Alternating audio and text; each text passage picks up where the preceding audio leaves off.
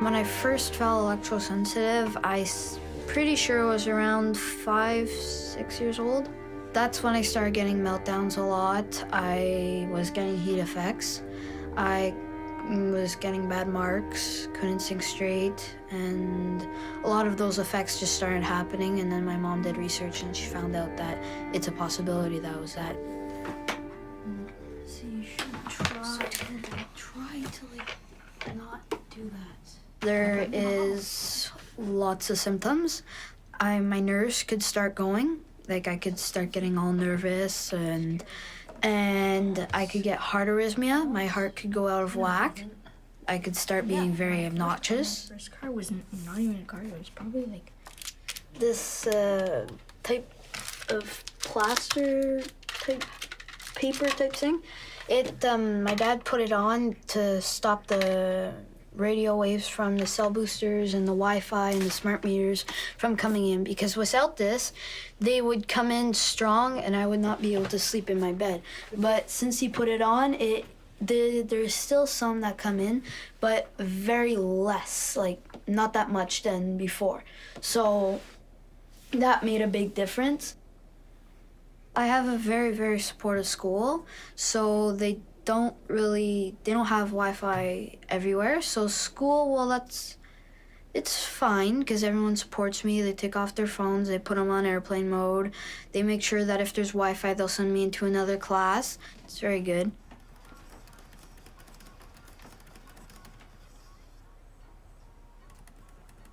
En premier, quand il est venu à l'école, tout le monde, comme, il disait... Me jugeait. Ouais, puis je voulais pas qu'il y ait pas d'amis pour, comme...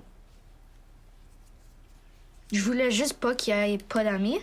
Alors j'ai voulu être son ami, puis c'est comme ça que je suis son meilleur ami maintenant.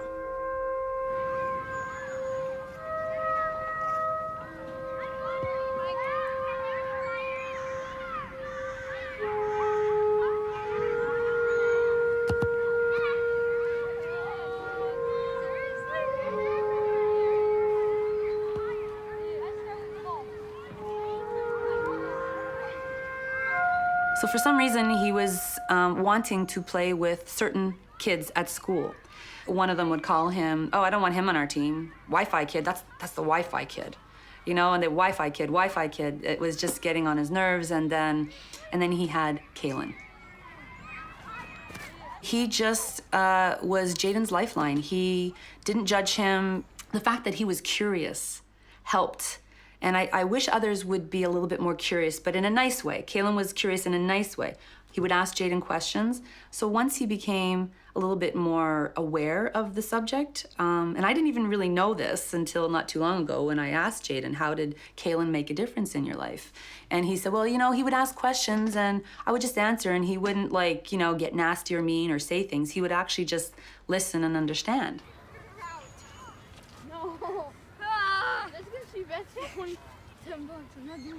One person can make a difference, and especially with these electrosensitive children, their lives are so isolated. They can't go here, they can't go there because, you know, their Wi-Fi is everywhere, the cell phones are everywhere, the towers, you know, like so many things. He's had to stay home, and I asked him, what's the hardest part? Mom, the hardest part about being electrosensitive is I feel in prison, I can't go everywhere I want to go.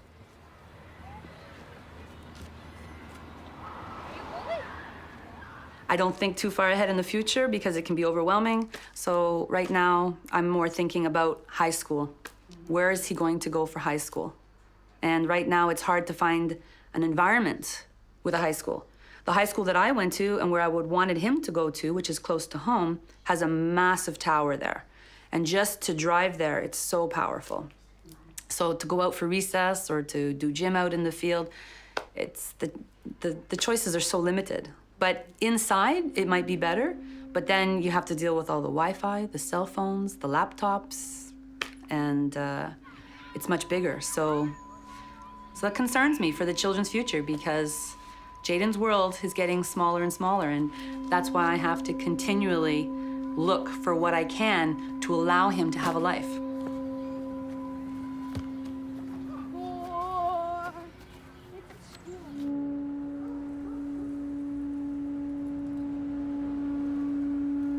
Dans beaucoup de pays,